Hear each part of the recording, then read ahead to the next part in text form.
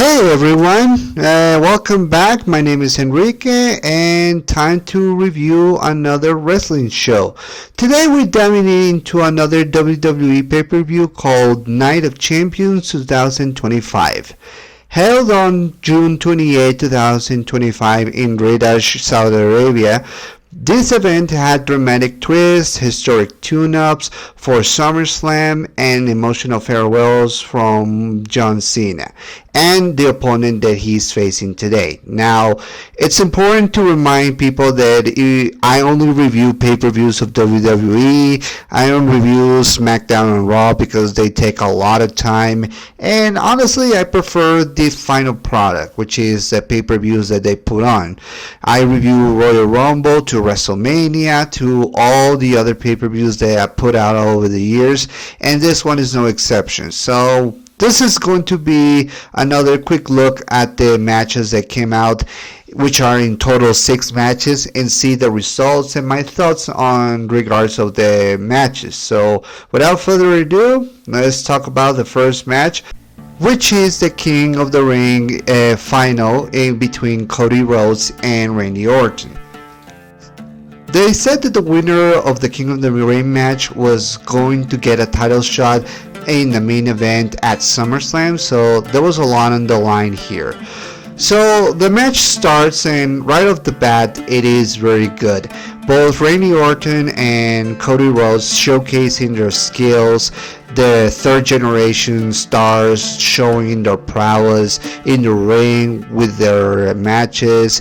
However, during the match we noticed something important, which was the problems that Randy Orton had on his back.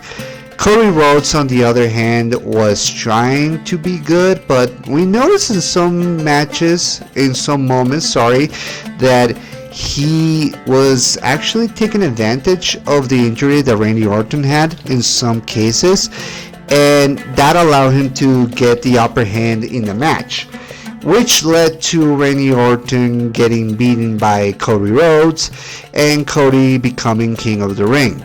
So yeah, basically Cody Rhodes is King of the Ring, and I know a lot of people are going to hate that because how dare Cody Rhodes, still a babyface, still pretending that he's a good guy and all that. This is going to become important later on in a moment, because this is something that a lot of people have speculated during this match and afterwards. So overall the match was good, and the moves that they put on each other were really devastating. Randy sold the injury very, very well, and hopefully it's okay. I mean, he's probably 40, probably more than 40, so he has to take it easy. But it's good that he still put over Cody Rhodes in a great match, and I'm glad that he got the match with Cody that it was long overdue in my opinion. Now let's talk about the second match of the night, which was a street fight between Rhea Ripley and Raquel Rodriguez. Now, this was a brutal match with weapon-filled battle, the women fighting each other in a knuckle-down brawl. Now, the story behind this is that Rhea Ripley was in a storyline with Liv Morgan, or maybe it was going to be in a story with Liv Morgan after all. They had a long rivalry, especially due to Dominic Mysterio and the Women's World Heavyweight Championship. This, I believe, was supposed to be a tag team match or whatever between her, Rhea, and another partner, or maybe something else, but it wouldn't involve Raquel Rodriguez. However, because of a match on Raw in which Liv Morgan basically dislocated her shoulder, if I'm not mistaken, it put her out of the action, and thus the Judgment Day lost Liv Morgan. Without Liv, Raquel cannot defend the tag team titles, so I believe that the best option was a one-on-one match on this match, and it was going to be between Rhea Ripley and Raquel Rodriguez. Now, both of them cost each other the spot in the Queen of the Ring match, so this is basically personal. In the case of Rhea Ripley and Raquel Rodriguez, we all know their history in NXT, advancing to the main event, and while Rhea Ripley is basically a World Heavyweight Champion, Raquel hasn't won any singles match or any singles title in the remainder of her main roster career. So yeah, Raquel had a lot of things that he had to put on. Now, the thing is, whether you love or hate Rhea, I think I noticed that a lot of people are getting tired that Rhea is not only winning here, but also getting a spot in a match, or at the very least, she gets the number one contendership match for the Women's World Heavyweight Championship that Io Sky is holding on, and is going to be an evolution, and instead of Raquel Rodriguez, it is actually Rhea Ripley. Yes, Rhea wins in this match, and people say, okay, but when we were gonna give Raquel Rodriguez the chance to shine, to be on her own? I mean, she's teaming up with Liv, but now she's gone. I think this is a great opportunity for her to get over. And it's like Greg Morgan says in Good Mic Work podcast, people want the specific people that they want to win because it makes sense for them, but people forget that is not where Raquel is right now. It makes more sense that Rhea Ripley gets that spot and gets the victory because she has been a main eventer for a while, and she has what it takes to be in the main event. I'm not saying that Raquel doesn't have what it takes, but it definitely shows that Rhea is more seasoned in terms of the spots. Regardless of that, unfortunately Raquel didn't get the win and got beaten, even with the help of the newest member of the main roster, Roxanne Perez. She didn't get the victory, which is going to come into play with the fraction of Judgment Day, which is about to happen anytime soon. If anything, I'm betting my money that it's going to be happening at SummerSlam. Whether it's Finn Balor's doing, or Raquel's, or Dominic Mysterio, or even Roxanne, something's going to happen. But we still have to wait. Overall, I like this match, and it's a good showcase of both Rhea and Raquel's abilities in the ring. And despite their clothes, because they were in Saudi Arabia, they still managed to put up a good knuckle-down brawl fight. Now let's talk about Sami Zayn versus Karrion Kross. Now, Karrion Kross hasn't gone into a singles match or a singles victory match in probably 3 years, if I'm not mistaken. It probably is 2 years. I can't remember exactly. But yeah, this is a story in between him and Sami Zayn.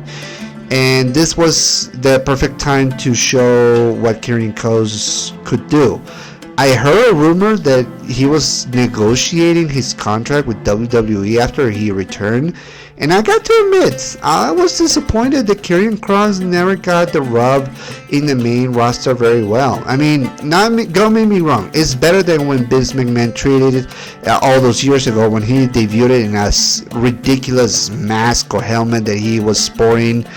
But yeah, Karrion Kross is still dealing with some issues. Maybe his ring prowess, perhaps, is not exactly the best. And I remember him on NXT being intimidating and being a threatening force to the entire roster. I mean, it's hard to believe that this is the same Karrion Kross.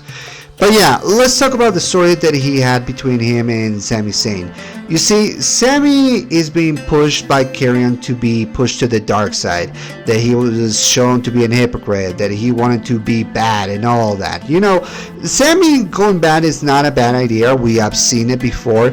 But nowadays, we love Sami, and we love the prowess, the pride that he puts on his matches, the passion that he puts when he has to go to the ring, win a match, or win a championship. We love Sami here, and we love to see him go through and pull through his matches. And Karrion Kross is trying to push him over the edge, trying to make it to be more like him, making him paranoid and distrustful. But yeah, it got to the point that Sammy had enough and wanted a match between him and Karrion Kross, and that's what we got. In a solid singles showcase match, Sammy showing his resilience and countering every attack from Kross, and even winning at the end. Now, there was a spot in the match in which Karrion Kross got hurt in his back. For what I understand, he had to go through an emergency surgery after the match because it was not looking good. He was feeling a lot of pain, a lot of I don't know. It's hard to say, but yeah, Karrion didn't look good for him, and it was trying. But I gotta say, whether it happened in the match or afterwards, Sammy really made Karrion Kross look good in this match, because in the past, not many people can say that the matches of Karrion Kross were not necessarily special.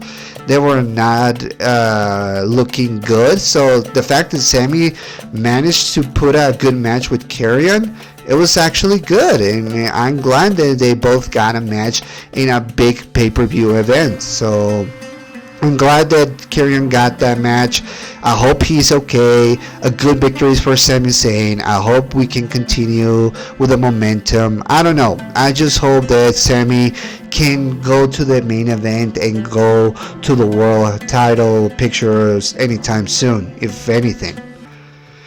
Now let's talk about the United States Championship match between Solo Sikoa and the US champion Jacob Fatu. Now, finally, after so many months, we saw the breakup between Jacob and Solo. It was time, because Jacob Fatu showed that he was more capable as a main eventer and as a wrestler than Solo Sikoa. I mean, don't get me wrong, Solo's not a terrible wrestler, but by the time that Jacob Fatu debuted and showed his abilities in the ring as well as his promo skills, it was clear that the company was behind Jacob and they wanted it to be more as a singles competitor. Separate him from the bloodline, the new bloodline, that was only a matter of time, and it happened at Money in the Bank.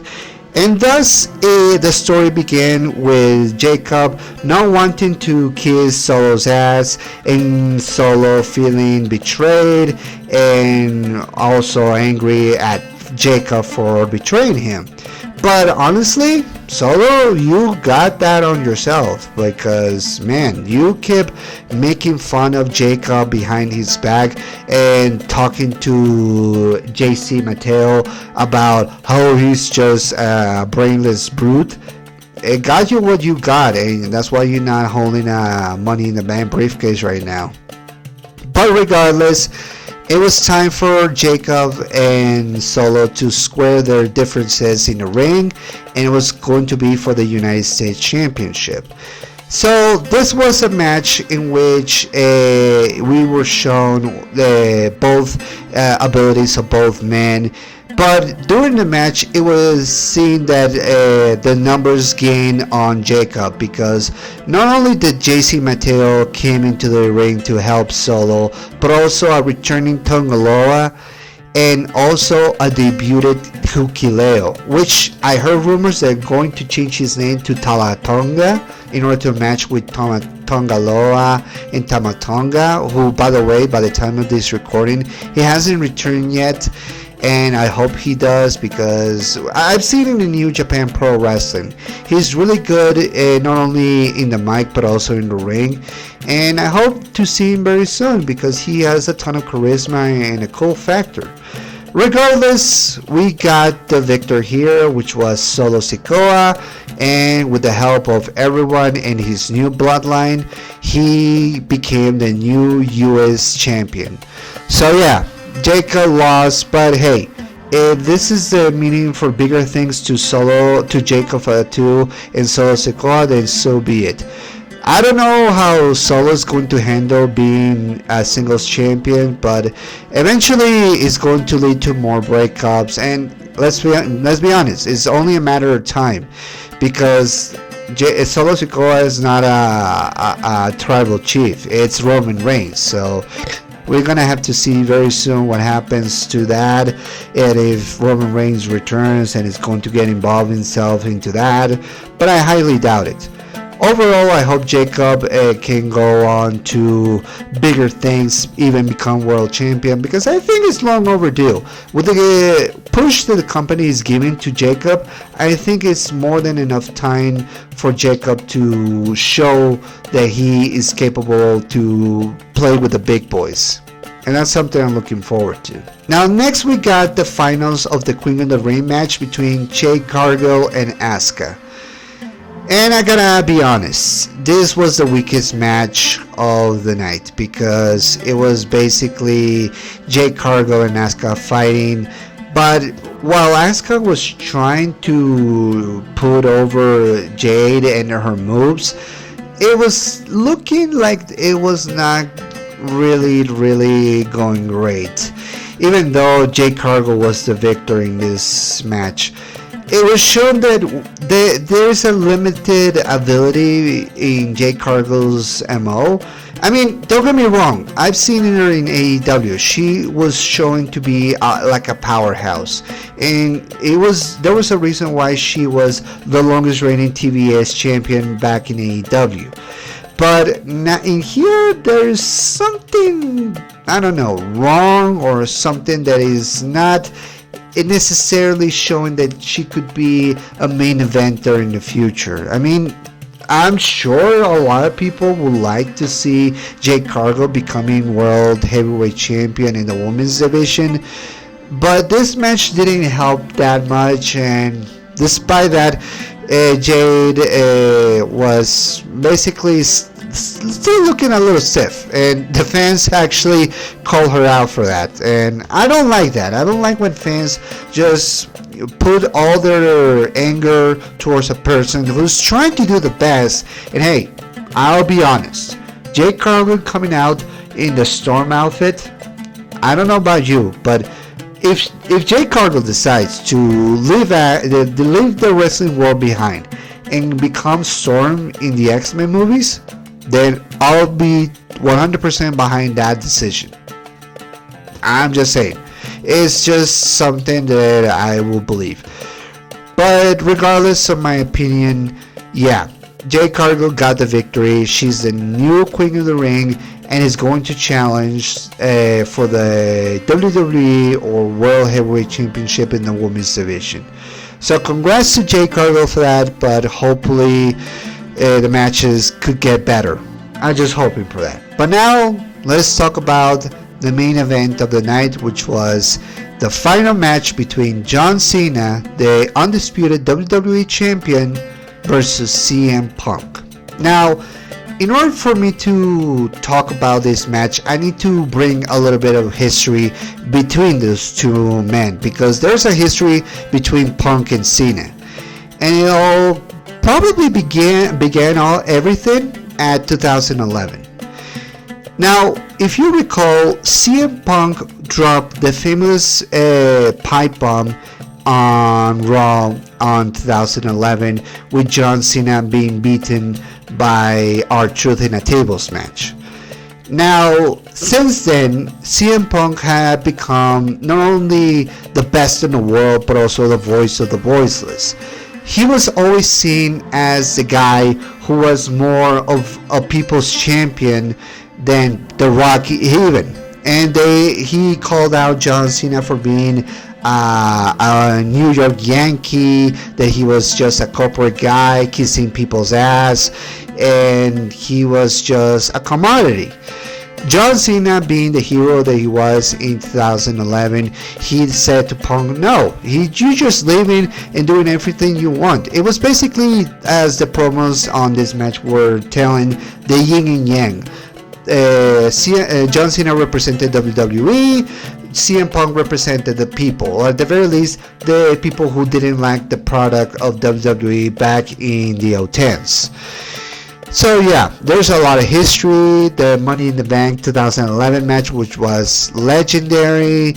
Their matches in 2012 between him and Punk, how they both brought the best to each other. Even CM Punk said in any interviews that when he wrestled with John Cena, it was like being married to a person, and I could not disagree. I could not agree with that statement even more, because he's right. Their matches were great. The Money in the Bank match they had in 2011 is probably one of the best in both men's careers, and it showed a lot of history between them. So yeah, I really enjoyed those matches. Now, 14 years later, we now see both men in different sides of the spectrum. Cena is now the bad guy and claiming to leave the WWE with the championship around his waist by the end of the year, and CM Punk feeling like he has to stop Cena from doing this and trying to get the WWE championship away from him in order to redeem Cena. And throughout the build-up for this match, it was seen that both men were bringing the best of each other. Not only bringing the best in promos, but also in abilities. We saw a reverse of a pipe bomb that CM Punk cut all those years ago, now being said by John Cena. And he brought a lot of interesting points. How Punk was basically Mr. TKO. How he was basically a hypocrite for coming back to a company that he hated. That he was only pretending to be the best, while others like Claudio Castagnoli, Nick Nemeth, and Mark Cardona were showing that they were better than him. And he brought a lot of interesting points. But CM Punk did the same using the Thugonomics catchphrase. Or sorry, not the catchphrase, but the attitude or the attire that John Cena used to wear back in his early years in 2003 and 2004. When he was rapping to cut vicious promos on his opponents. That's what happened between him and CM Punk. CM Punk dressed up as the Doctor of Thugonomics, or Punkadamics, I don't know, it's hard to pronounce.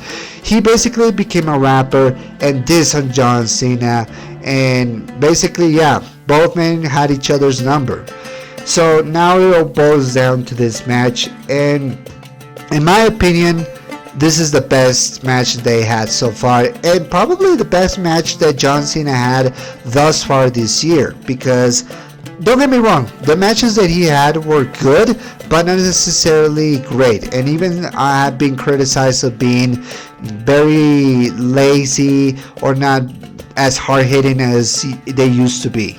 But this one is actually good, and it brought the best on John Cena, it brought the best on CM Punk. They both tried to one-up each other, and it showed the beginning of probably John Cena going back to being a babyface, because in a moment of this match we were shown that John Cena grabbed onto the WWE Championship, ready to strike Punk in the face or in order to get himself disqualified.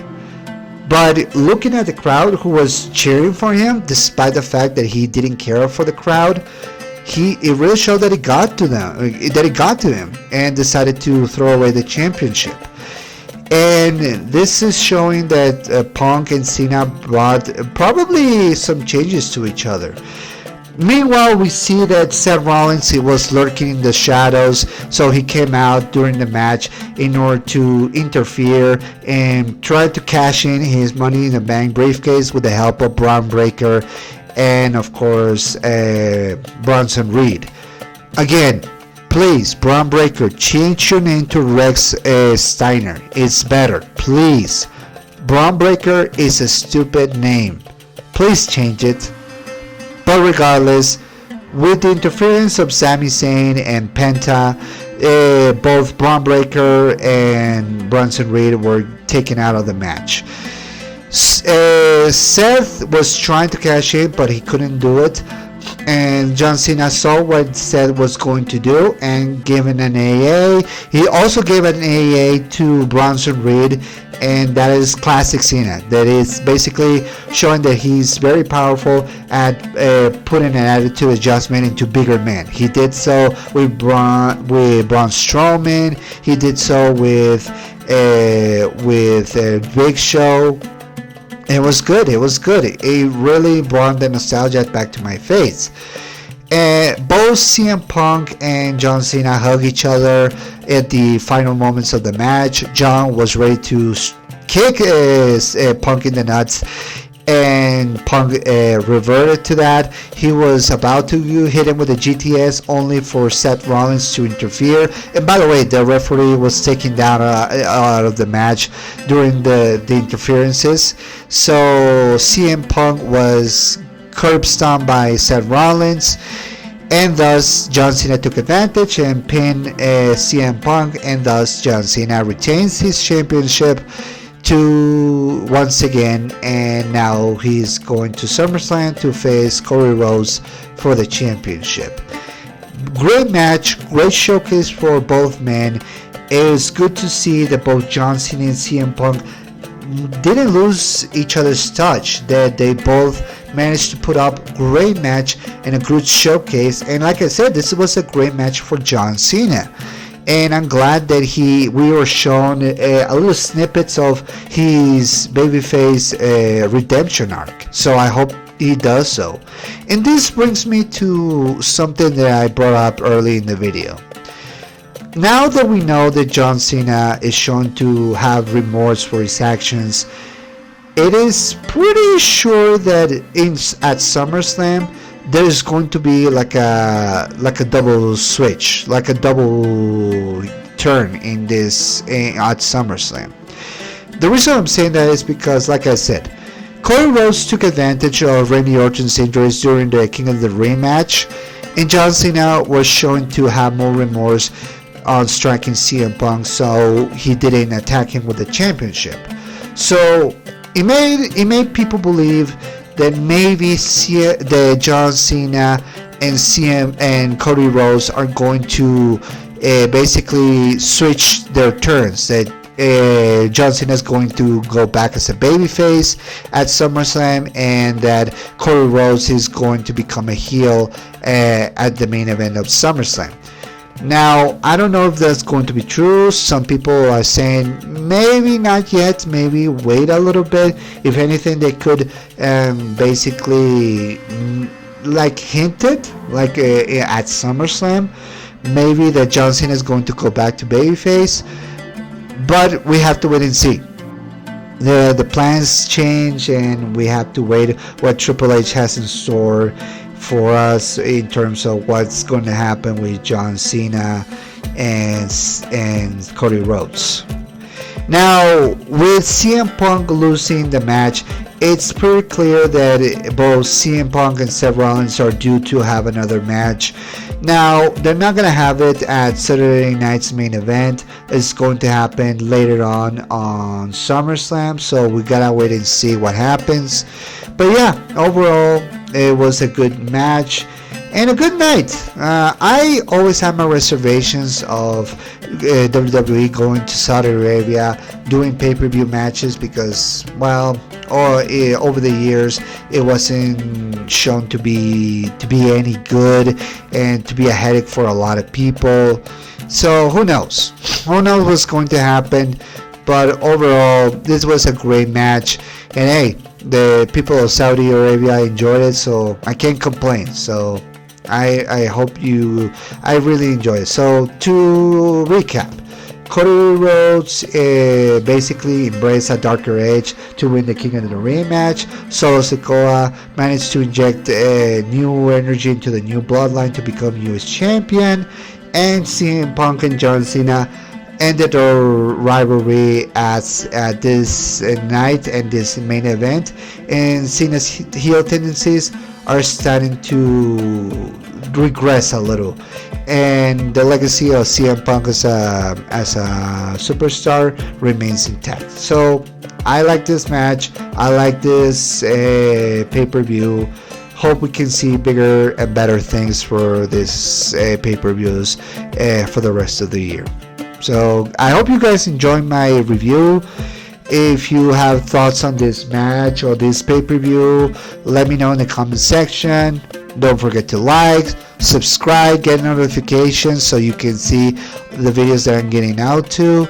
And I hope to see you guys next time. So I'm Enrique, and I'll see you soon. Peace.